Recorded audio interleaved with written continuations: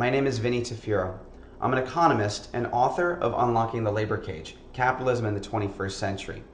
I'm also the host of a webcast called Industrial Age Detox, where I examine dated economic principles that need to be upgraded for the knowledge economy to better suit to contemporary society. My mission in life is to realign economics to be an observation of society rather than a restriction upon society. So what does that mean? Too many ideas are shot down because the economics don't work. And that's not a failure of good ideas, but rather a failure of the field of economics to recognize the value of all ideas. My work is fundamentally focused on upgrading the metrics we use to evaluate society and the economy, to go beyond gross domestic product, otherwise known as GDP.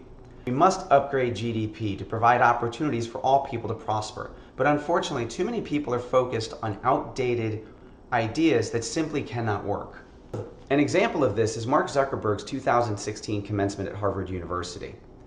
He starts by saying we need to find new metrics to evaluate society, but then defaults to an old idea like universal basic income. We should have a society that measures progress not just by economic metrics like GDP, but by how many of us have a role we find meaningful. We should explore ideas like universal basic income to make sure that everyone has a cushion to try new ideas. Zuckerberg is right about improving our metrics, but basic income is an outdated idea that has zero chance for adoption. Jeff Bezos, founder of Amazon, knows a lot about adoption. Invention is not disruptive. Only customer adoption is disruptive. At Amazon, we've invented a lot of things that customers did not care about at all. And believe me, they were not disruptive to anyone. The economy is run on an operating system, and there are many, many ideas for fixing the economy and that operating system. However, most of them have a fatal flaw or relatively little chance of adoption. And without adoption, you have no disruption. And to go a little bit further on this idea of disruption and the lack of disruption we have currently, I'm going to play a clip by Douglas Rushkoff from South by Southwest in 2016.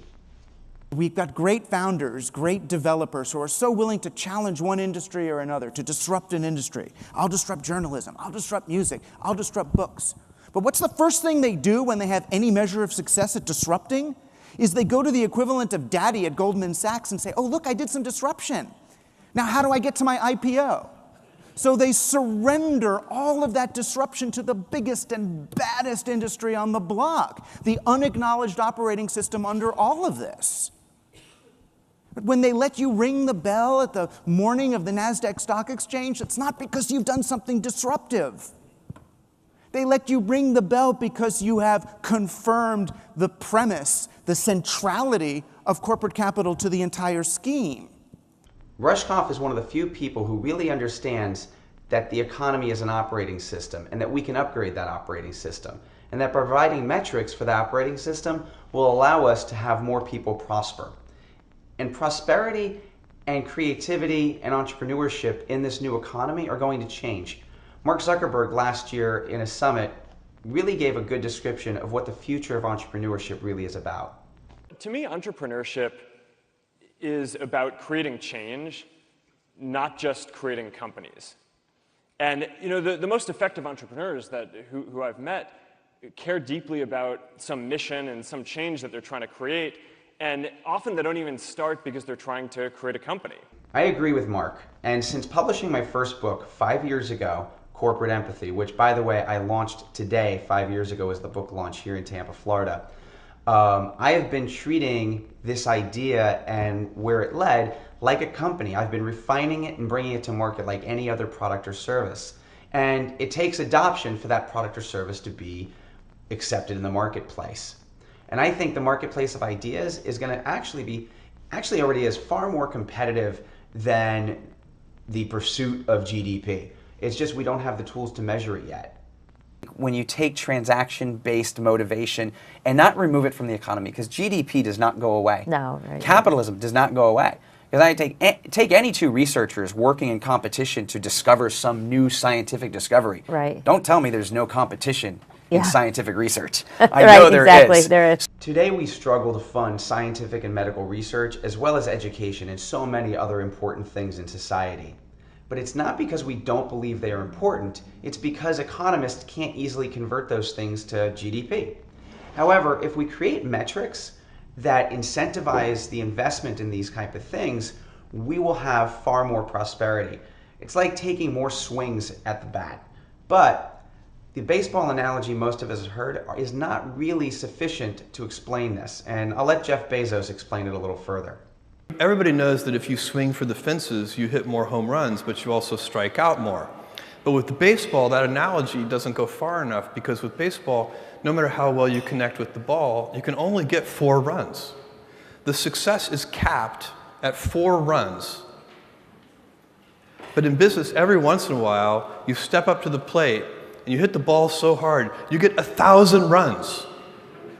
Right now, every entrepreneur that's swinging for the fences is doing so with the limited metrics of GDP. By creating new metrics, we can unlock more innovation home runs, and we can really improve society. Not only that, better metrics will also help free other societies. Like China, which we're trying to figure out, how do we compete with China right now? Because GDP is the only metric we use. Right. Well, if we have a social capital index, we have a measuring stick that they can't use. Upgraded metrics are fundamentally important for free societies as well as innovation. We must upgrade economics to go beyond GDP. By supporting my Industrial Age Detox global outreach campaign here on generosity.com, you can help support a message that will reach more people. I've been invited to 2 economic conferences over the coming weeks in Europe. I plan on using these meetings as opportunities to share this idea with more people and to hopefully gather more invitations to other meetings and other events where I can share this message further. It's really important to get market adoption of this proposal, and your support of this campaign really helps to prove that we have market adoption and we have people interested in following the movement and sharing the movement. So all I can say is please consider donating to this campaign, and I greatly appreciate your support and look forward to sharing this message and our progress as we go along the journey.